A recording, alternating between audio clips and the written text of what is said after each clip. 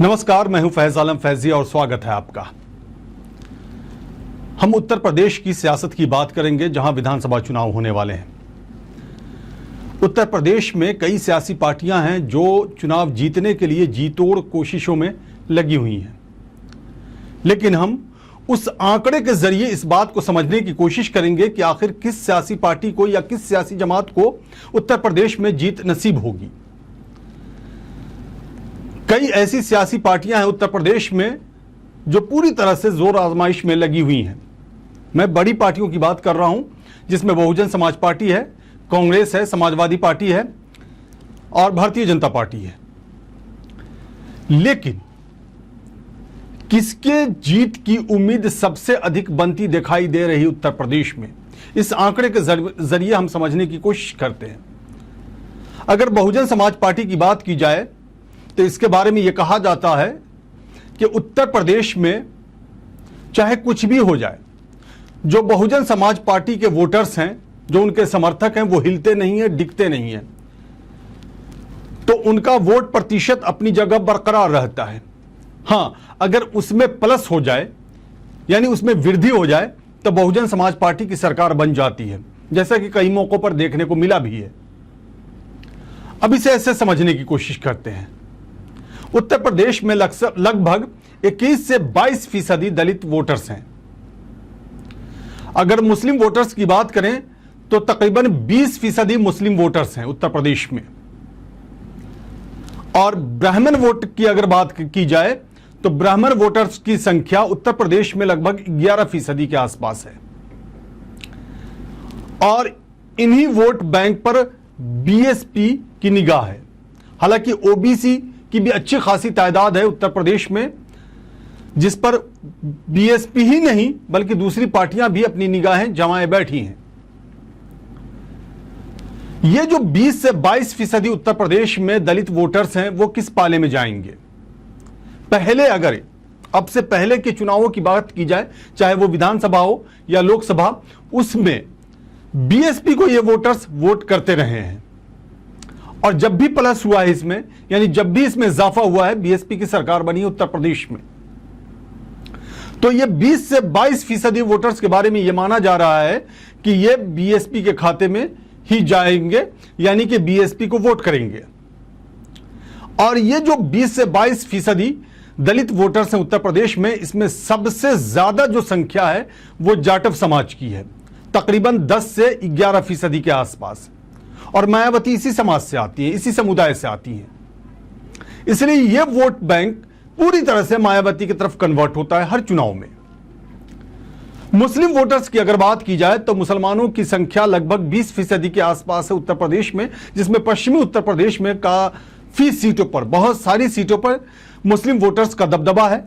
बल्कि अगर यह कहा जाए कि निर्णायक भूमिका निभाते हैं मुस्लिम वोटर्स, तो गलत नहीं होगा। तो ये 20% मुस्लिम वोटर्स कहां जाएंगे, यह बड़ा अहम सवाल है। कांग्रेस भी चाह रही है कि ये वोटर्स, यानी मुस्लिम वोटर्स, उनके पाले में आए। समाजवादी पार्टी भी चाह रही है कि मुस्लिम वोटर्स उसके पाले में आए। और समाजवादी पार्टी गठबंधन में जो भी पार्टियां हैं वो भी चाह रही हैं।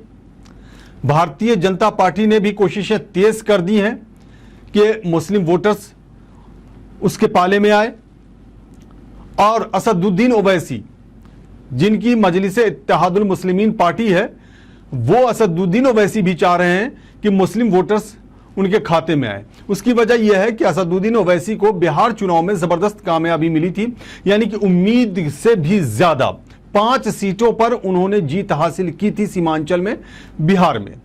हालांकि पश्चिम बंगाल में पूरी तरह से असदुद्दीन ओवैसी नाकाम रहे थे, वहां एक भी सीट नहीं मिली थी असदुद्दीन ओवैसी को। झारखंड में भी जब चुनाव हुए थे विधानसभा के, तब भी असदुद्दीन ओवैसी को एक भी सीटें नहीं मिली थी। तो उत्तर प्रदेश में क्या होगा?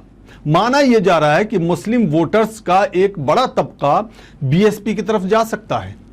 हालांकि ये वक्त से पहले की अटकलबाजियां हैं, लेकिन जो अभी ग्राउंड पे नजर आ रहा है, जो धरातल पे नजर आ रहा है, उसके मुताबिक ये माना जा रहा है।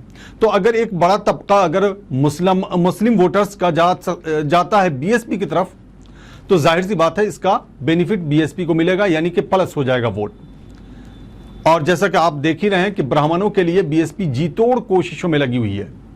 लगभग 10 से 11% ब्राह्मण वोटर्स हैं उत्तर प्रदेश में, जो हमेशा भारतीय जनता पार्टी के खाते में वोट डालते रहे हैं। लेकिन इस बार माना यह जा रहा है कि ब्राह्मण वोटर्स नाराज हैं भारतीय जनता पार्टी से, जिसकी वजह से सतीश चंद्र मिश्रा के माध्यम से बहुजन समाज पार्टी ब्राह्मणों तक पहुंचने की भरपूर कोशिश में लगी हुई है, जिसमें बहुत हद तक कामयाबी मिलती भी दिखाई दे रही अभी इस वक्त अगर बात की जाए तो। इसलिए माना जा रहा है कि ब्राह्मण वोटर्स का एक बड़ा वर्ग बीएसपी के खाते में जाएगा, यानी कि उनका वोट बीएसपी के खाते में डाला जाएगा। जाहिर सी बात है ये वोट भी प्लस ही होगा बीएसपी के लिए। ओबीसी की अगर बात की जाए तो ओबीसी की भी अच्छी खासी तादाद है उत्तर प्रदेश में, और ओबीसी में कई ऐसी जातियां हैं जो बीएसपी के सपोर्ट में हमेशा खड़ी रहती हैं। माना यह जा रहा है कि इस बार भी वो खड़ी होंगी। हालांकि पिछले कुछ चुनावों में बीएसपी से ये वोटर्स छिटक गए थे, लेकिन इस बार माना जा रहा है कि बीएसपी की तरफ वापस आएंगे। उसकी कई वजह गिनाई जा सकती है, जिसमें सबसे बड़ी वजह जिसका जिक्र हमेशा किया जाता है कानून व्यवस्था। कानून व्यवस्था के मुद्दे पर मायावती ने जो राज किया है, जो मायावती का कार्यकाल था उत्तर प्रदेश में, उसकी मिसालें आज भी पेश की जाती हैं, और न सिर्फ उत्तर प्रदेश में बल्कि दूसरे राज्यों में भी इसकी मिसाल पेश की जाती है। इसलिए यह माना जा रहा है कि ओबीसी का वैसा वर्ग जो पहले बीएसपी के खाते में अपना वोट डालता था, अब छिटक गया था, यानी पिछले कुछ चुनावों में छिटक गया था, वो वापस बीएसपी की तरफ आ सकता है। तो इससे मायावती को फायदा होगा, यानी ये वोट भी प्लस ही करेगा बीएसपी को। तो अब इससे जाहिर सी बात यह अंदाजा लगाना बड़ा आसान हो जाता है कि बीएसपी इस बार सत्ता में वापस आ सकती है, आंकड़ों के लिहाज से अगर समझने की कोशिश की जाए अभी।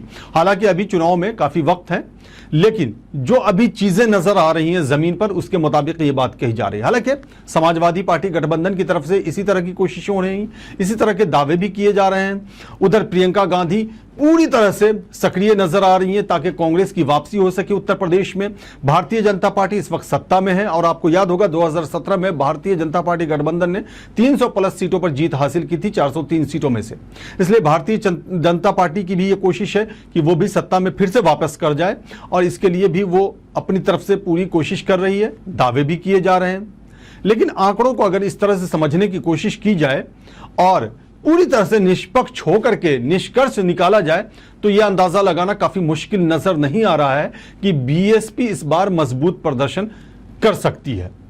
और कैसे करेगी, यह हमने आंकड़ों के जरिए आपको समझाने की कोशिश की है। हालांकि चंद्रशेखर को भी नजरअंदाज नहीं किया जा सकता है आज की तारीख में उत्तर प्रदेश में, अगर दलित वोटर्स की बात की जाए। लेकिन चंद्रशेखर को अभी बहुत कुछ साबित करना बाकी है। जो उन्होंने पार्टी बनाई है आजाद समाज पार्टी, उसे अभी चुनाव का कोई अनुभव नहीं है, और एक तरह से यह पहला चुनाव होगा आजाद समाज पार्टी के लिए। लेकिन बहुजन समाज पार्टी की बात की जाए तो बहुजन समाज पार्टी का लंबे वक्त से चुनावी अनुभव है, और कई मौकों पर इसका फायदा भी बहुजन समाज पार्टी को मिला है। और बहुजन समाज के लिए बहुजन समाज पार्टी ने जिस तरह से कोशिश की है, इससे ऐसा लगता है कि बहुजन समाज का वोट एक तरह से पूरी तरह बीएसपी के खाते में जाएगा। तो एक बार फिर आखिर में इस बात को समझ लें कि 20 से 22% दलित वोटर्स हैं उत्तर प्रदेश में, और यह वोट बीएसपी के खाते में जा सकता है, यह माना जा रहा है।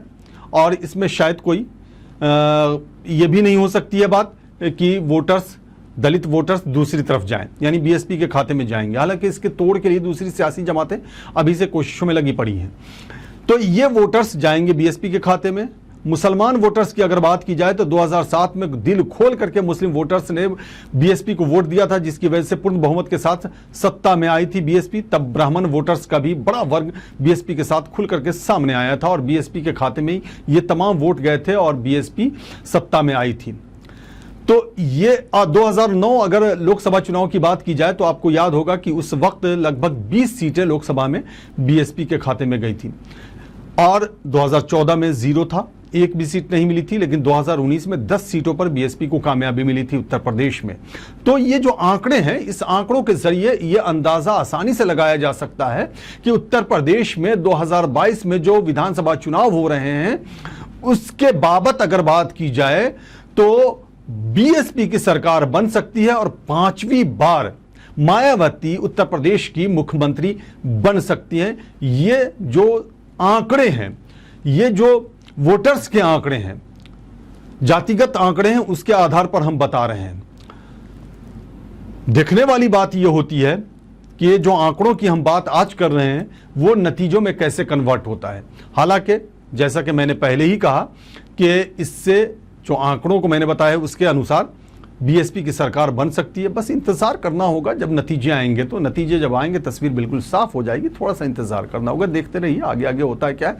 चुनाव है, चुनाव में तो साम दाम दंड भेद सब कुछ आजमाया जाता है। देखिए क्या होता है। हमें दीजिए इजाजत, नमस्कार।